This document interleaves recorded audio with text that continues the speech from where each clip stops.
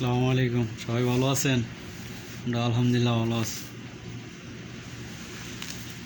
এই যে এখন বানামো বোরকা সৌদি আরবের মডেলটা কালারিং কাপড়, কোহলি কালার বলে, বাংলাতে বলে নিবি ব্লু।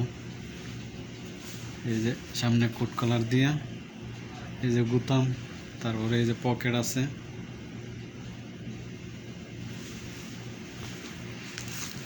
এই যে কাপড়, এটা দিয়ে আমরা বানাবো। এই যে ফিতা, এই যে কেস, এগুলো নেবেন, নিয়ে একটা রুম নেবেন, বানাইবেন। আমরা আলহামদুলিল্লাহ ভালো আছি। আপনারা যদি বানাইতে চান বানাইতে পারবেন।